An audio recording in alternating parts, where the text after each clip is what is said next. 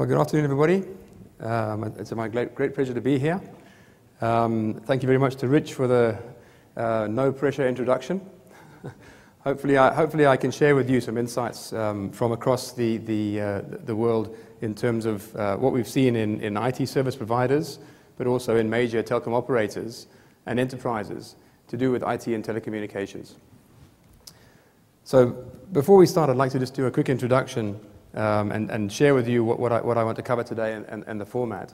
So I'd like to start off with giving you a very brief introduction, but hopefully more of an update about Telefonica and who we are. But then I'd really like to share with you some insights that I've seen from Telefonica, working with all our business units in IT and communications, but also from the past experiences at HP and other companies about IT and communications and how it's changing, and how things like cloud and mobility are real and have actually already changed IT and communications and where it's going. Also, what challenges this presents to our CIOs today, particularly for large global corporations, but also the fantastic opportunities it gives to become an enabler for growth. Nobody can do this by themselves. It's all about partnerships. It's all about finding your core capabilities and your strengths and working together to deliver these. And I strongly believe that global telecommunications providers have a major role to play in realizing the cloud and mobility transformation. And finally, I'd like to share with you some recent examples that we've seen from our customers, how our customers are embracing the technology and embracing these changes in the market to really drive new value into their business. So I really hope it's of interest. And at the end, I'm very happy to open up and have some questions and make it a more of a dialogue. So Telefonica, hopefully most people are familiar with Telefonica, but whenever I see this slide, it always reminds me it's the third largest global telecom operator, the third largest in the world. And there's 313 million accesses to the network. That's on the fixed and the mobile network. So people on mobile phones and people on fixed lines in buildings and in their homes.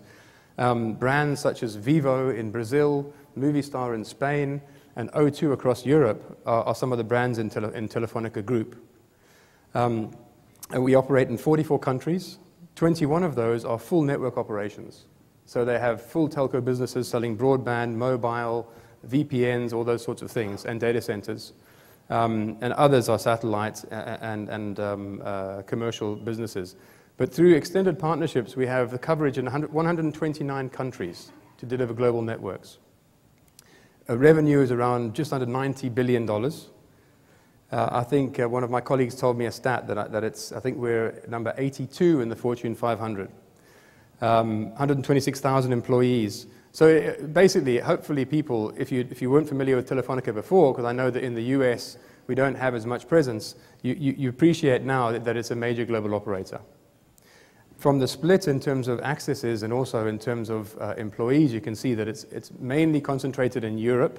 Around a third of the business is in Europe, and around 2/3 of it, or 60%, is in Latin America. But we also have a significant presence here in the US, and particularly here in Miami. So the Telefonica business is extremely strong in Europe and extremely strong in Latin America. So if you're a large US multinational and you have business and you have presence in Europe and in Latin America, then Telefonica is someone you should be speaking to do with IT and to do with communications. So we'll leave it there. I don't want to go on any more about Telefonica, but I think it's important for you to have an appreciation of the size of the company. And therefore, when I'm speaking to you now about the experiences that we see in IT and communications, they're not my experiences, they're experiences from across our business, from SMBs to consumers and to multinationals. So hopefully it's of interest. First of all, cloud is having a major impact on IT and communications. And we need to think of cloud. Cloud's not a new product. Cloud is a new way of delivering and consuming IT and communications. And if you have a look at the diagram, you'll see that when you move around the whole portfolio of ICT, every single area is impacted by cloud. Every single area you can now take as a service in an on-demand model, pay-per-use model. You can access anywhere without having CapEx investment. Things such as voice communications, for example, traditional communications. Again, you can have IP-based conferencing.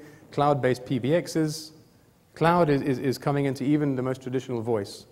Even in devices, so desktops. Desktops are becoming more and more virtualized, which again is a cloud technology. Communications and collaboration. The days of every company having their own Exchange server and managing it all themselves in-house are fast going away. Cloud options. Cloud is now a real option for email, even for the largest multinationals. And of course, infrastructure. The days of everybody having to buy their own servers and have servers inside their own offices, again, has been going away for a long time now, but now it's being impacted even more by cloud and virtualization.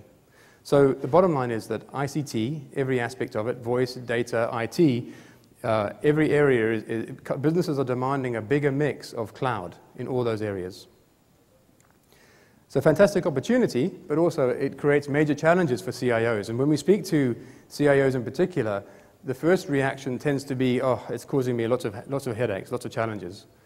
You know, I know I have to embrace cloud. I know I have to start looking at new, more efficient ways of delivering my IT and communications, but I've got major challenges regarding my data.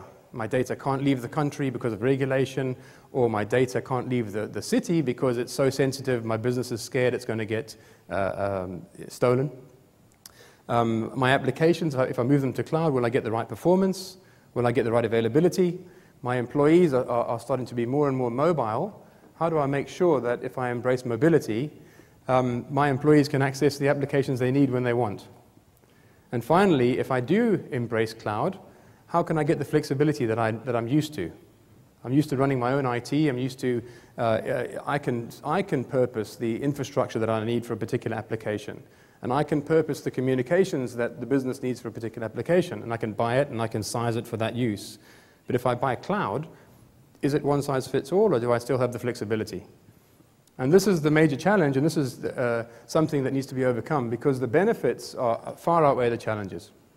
Clearly, the CIO can completely transform his position in the business from being more of a cost center to being an enabler of growth and really helping to create value. So the first key point that I believe, or the first key advantage is around improving the business itself, improving the competitiveness. So bringing new tools, new applications into the business, improving the information that you're giving to your salespeople, improving the presence, the worldwide marketing presence that you can give on your business on the world, is a big advantage that cloud and mobility technologies can give to a business. Second of all, of course, operating efficiency. So if you have the latest tools and the latest cloud applications for ERP and CRM and those sorts of things, and you embrace cloud technology for infrastructure and communications, you can reduce your operating costs, and you can get much faster time to service, and you can get much better efficiency in your business. Another key area is focus. So if you take away the focus of the business on investing CapEx in communications and PBXs and servers and having to upgrade software and hire whole teams of people to do it, you can take those precious resources and focus them on your business. So I think clearly the benefits of embracing the transformation from cloud and mobility in a business far outweigh the costs. And this is something we see more and more. You know, a few years ago, the costs and the challenges, I think, were a big roadblock and a big hindrance to people embracing mobility and embracing cloud. But now, because it's become mainstream and because prices have come down and people are getting much more used to it, everybody that I speak to, every enterprise and every service provider I speak to, is embracing it in one way or another. So from my view, it's all about, it's a question of time. It's happening now, and it's a question of time and how fast your business will adopt it.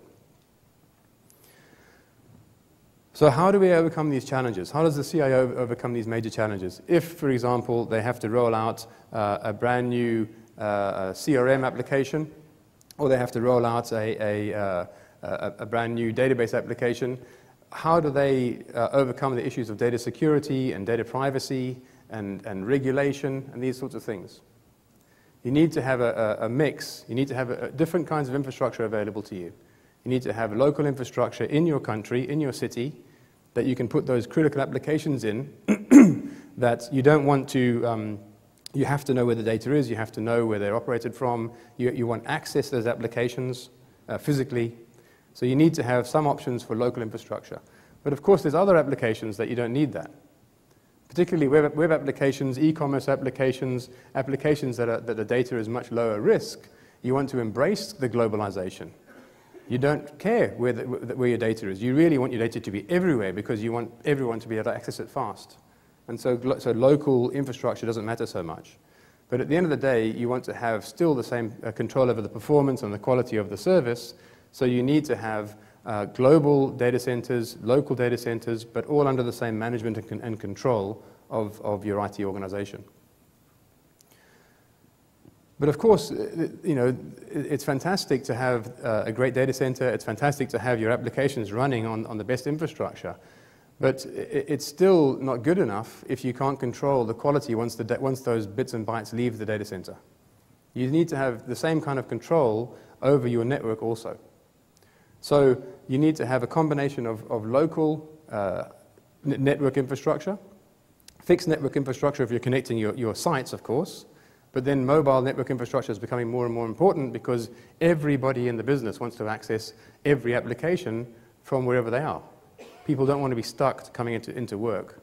So even those critical applications now that everybody is so protective over need to have a way of being accessed, remotely being accessed on the move.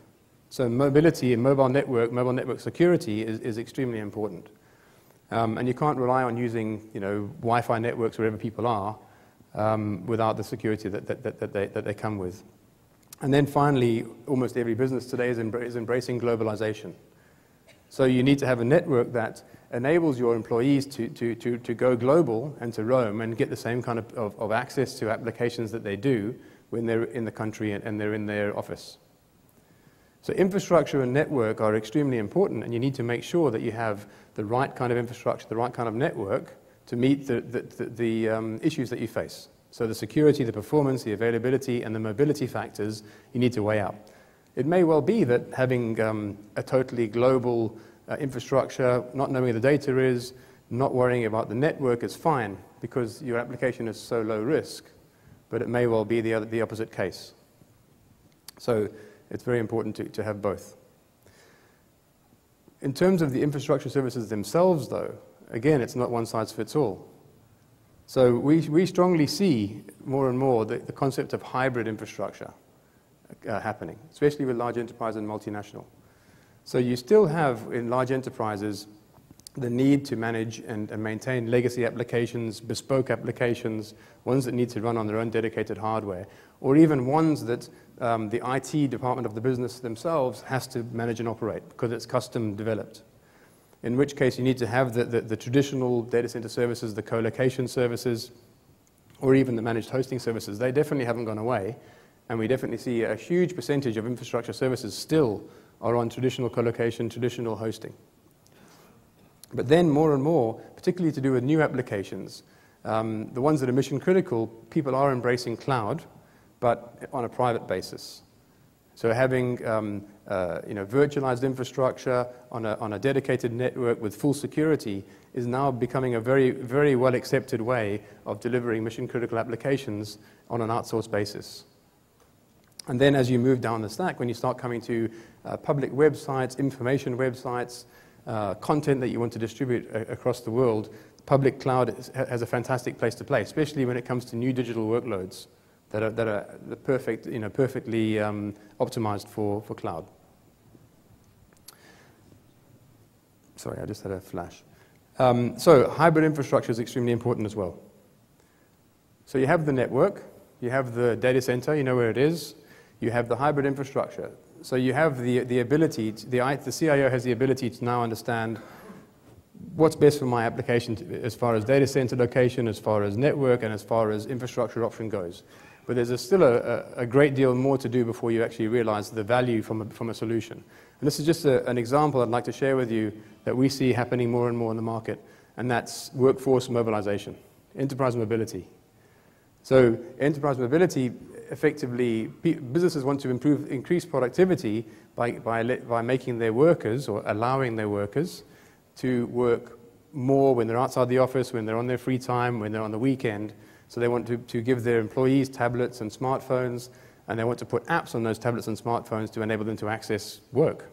Not just email, but HR systems, internal systems, pricing systems, CRM systems, Basically, the more applications that businesses can put on those iPads and tablets, the more the employee is going to work. And this is where we are. I'm not saying it's a positive thing for society, but this is where we are as far as business goes. And so in order to achieve this, you need to, there's multiple things that need to be in place. First of all, you need to secure the actual devices and the connections, the connectivity, and the data on the devices. Because you can't give your employees iPads and have them leave them on the train, and suddenly your sales database gets stolen by somebody. So you need to have a way of remotely locking down a device, tracking where it is, putting an alarm on it, wiping it. This is the first step in any kind of enterprise mobility strategy. Second of all, you need to put applications on those devices. So you need to take the precious corporate applications, not put them out there on public app stores, because effectively those are doorways into your business. And you need to have a secure way of putting them onto employees' devices. And private app stores, enterprise app stores are the solution and becoming more and more prevalent. And thirdly, once you've put you've got the devices secure, you've got applications on them, you want to give more and more access to the back-end IT systems. So you need mobility gateways and you need app development platforms to help to create more applications and let employees do more work when they're on the move and on the road. And then, of course, you need to run this somewhere. So you need to choose the right infrastructure. You need to, whether it's global, whether it's local, whether the apps you're putting on devices are so sensitive you don't want them to be on the public domain. You need to choose the right data center and the right network. So I think what's absolutely clear is the value of having the solution in place and the value of being able to put more and more corporate applications on devices is clear. But there's a lot of challenges and a lot of steps that you need to go through to do it properly and to really see the rewards. And this is just a very good example of the fact that partnerships are key.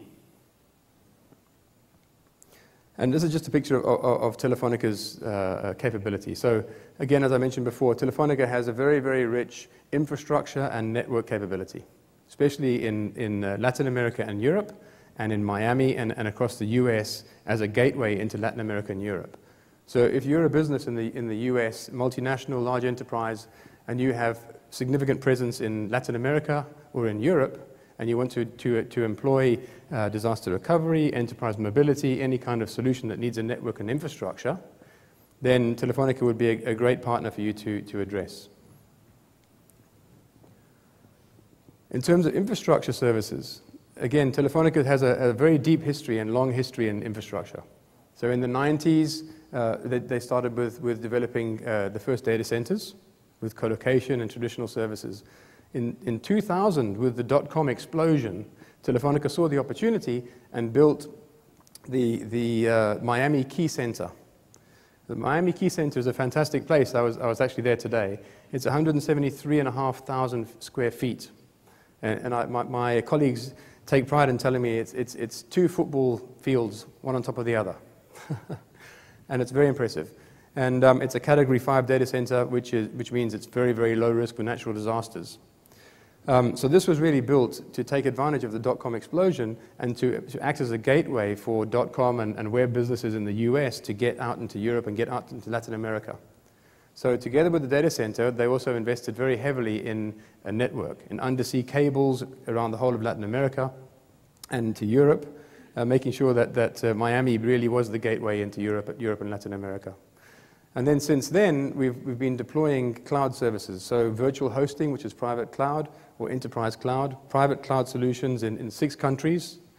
We've got 2 Tier 4 data centers, one of them in Sao Paulo, the Vivo data center, we're the biggest in Latin America, and the other one in Spain.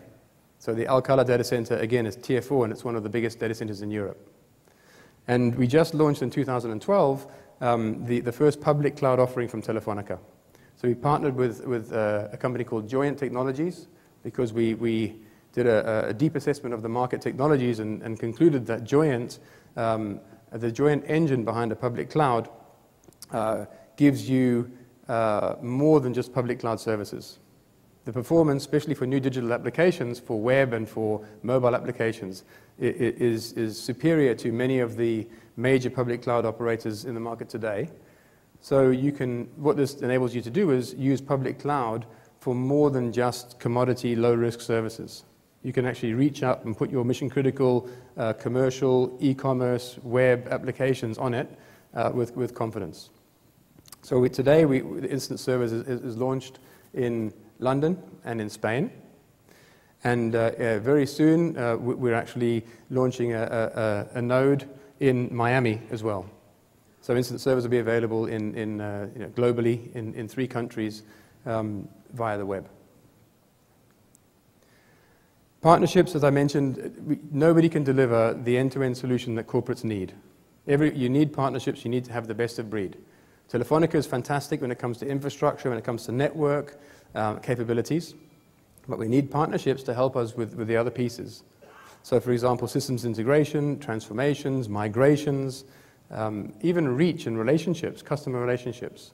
A lot of partners have specialities in vertical industries and understand them deeply, and Telefonica would welcome partnerships in those areas as well. We've just launched the Telefonica Channel Partner Program. We've had people visiting our data center this morning, and we've got things happening later on today as well, and tomorrow. And so we welcome discussions with anybody who's interested in partnering, anybody who particularly has business in Europe and in Latin America that we can help with. I'd like to finish off with giving you some real-life examples of what our customers are asking us to help them with to do with IT and communications. The first is an example of how you combine network and infrastructure, and the example of how we can help companies in Latin America. So Banco Pichincha is your largest private bank in Ecuador. They've got 307 branch offices and subsidiaries in Peru, Colombia, Panama, Miami, Spain.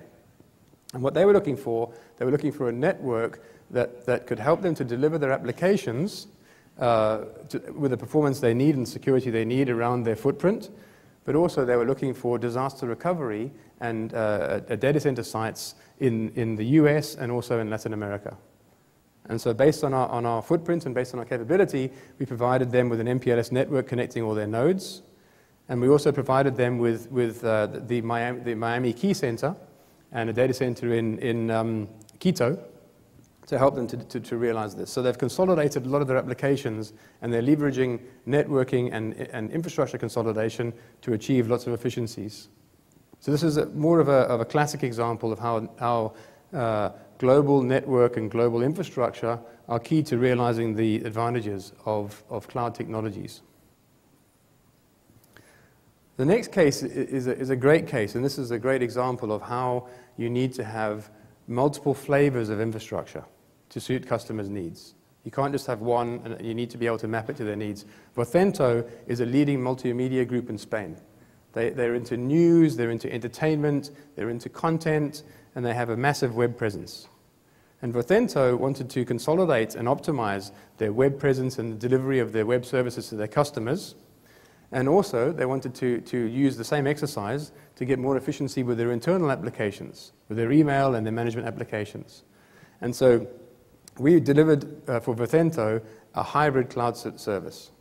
And what this was first of all, a private IaaS service, private infrastructure as a service offering, with 2 sites in Spain for resilience.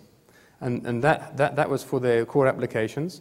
And then we enabled them to burst into public cloud whenever the peak demand occurred for their web presence.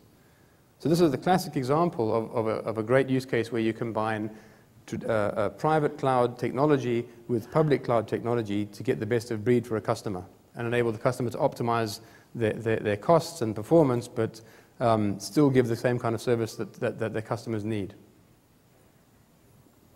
On top of that, we provided them with SAN and NAS services and also managed security to make sure that they didn't have any risks associated with this new model. And finally, enterprise mobility.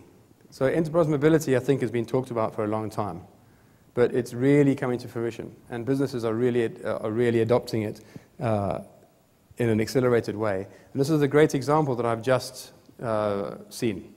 This is one of the latest ones. Unfortunately, I can't mention the name of the public sector organization that we're working with, but it's a major one in the UK. And they see the advantage of putting applications onto smartphones and tablets for their employees, but also for their partners and their customers. And so we're delivering for them an enterprise mobility solution where we deliver the first tranche of 400 plus apps with access into their back-end IT systems, creating composite apps from multiple back-end IT systems into applications on tablets and smartphones, so that their employees can access more information about the timetables and about their jobs and about the service that they need to give to their customers, and customers can access more information as well about the services that they want from the public sector organization. 10,000 iPhones and 3,000 iPads in the first project phase. And this is all possible because of combining best-of-breed technology and partnerships. So Telefonica is using our instant service platform, which is the public cloud service plus that I talked about through joint technology in London and Madrid for resilience. And also, we're delivering an enterprise mobility platform partnering with best-of-breed vendors such as Mobileye and Afaria for the device management and security, and a company called Feed Henry, which has a fantastic mobile enterprise application platform. And that ensures secure delivery of apps and also a great platform to develop new apps for the business. And it's just great to see these things that people have been talking about for such a long time actually coming to fruition and actually being rolled out and adding value to business and to people. So to conclude, I clearly see that cloud and mobility have changed the face of IT. And it's continuing to change the face of IT in more and more ways. And yes, it does create significant challenges for CIOs. CIOs need to worry about data security and global coverage and how the applications perform. But I firmly believe, and Telefonica firmly believes, that the opportunity to become an enabler for business growth for the CIO far outweighs the challenges. And the challenges can be easily overcome by joining with the right partners and finding the right capabilities. The solutions are there, the solutions have been addressed many times, and the challenges can easily be dealt with. Partnerships are key. So we need to make sure that we do this together and we join forces and we use we leverage our strong capabilities together. And finally, we strongly see Telefonica as a global enabler for this. We know where we're strong. We have the infrastructure, we have the network, and we have integration capability. And we have the footprint in Latin America and in Europe and in the US. And so we are a great partner for people and for vendors to go and deliver end-to-end solutions for customers to really embrace and leverage this new mobility and cloud explosion. So with that, thank you very much for your time. I very much appreciate it.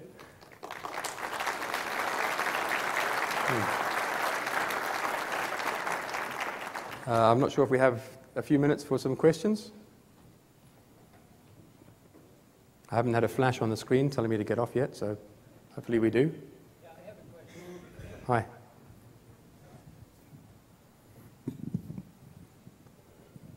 Yeah, my name is Carl Torup. My company is Local Loop. This was a great presentation, and you painted a real nice vision here for the future.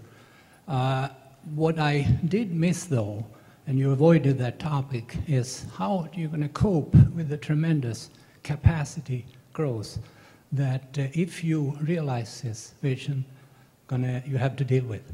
Where are you in terms of 4G development? How many subscribers do you have today worldwide? How many subscribers do we have on 4G or in total? Yeah, 4G.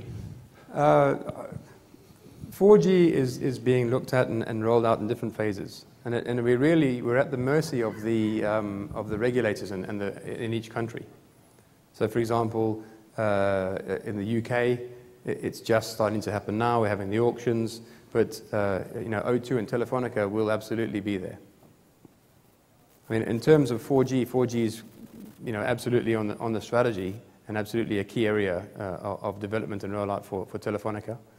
I don't have, on my fingertips the rollout plans and the dates, but if you want to come and speak to me in a minute after we finish, I can find that out for you. But I agree, we need to move to something like 4G if we're really going to be able to deliver the promise of all these great things. Thank you. I have 1 minute left.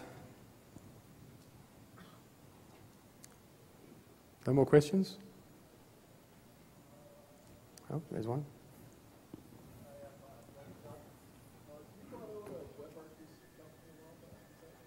Pardon me?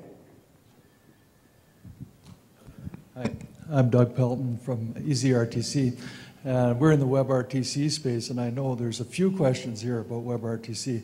Did you guys buy out a company, OpenTalk? Is that right? OpenTalk? Yeah.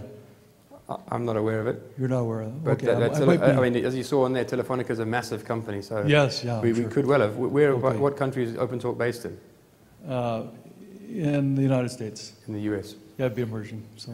Again, I mean, Okay. I'll take your details and I can let you know, but I'll be interested to find out that as well. Okay, thanks. I know Telefonica does have a very aggressive investment, especially in Telefonica Digital. The Telefonica Digital, the business that I'm in now, is responsible for finding the new growth areas, the new investment areas. And so we're very active on the West Coast. We're very active in M&A. So it wouldn't surprise me if there was a stake taken in a company, but I don't know whether OpenTalk is one of them. Okay, thanks. Great.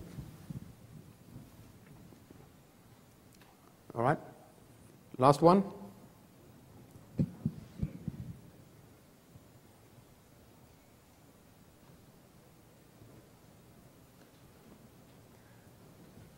Okay, well, if there's no more questions, then thank you very much for your time and look forward to speaking to you during the show. Thank you.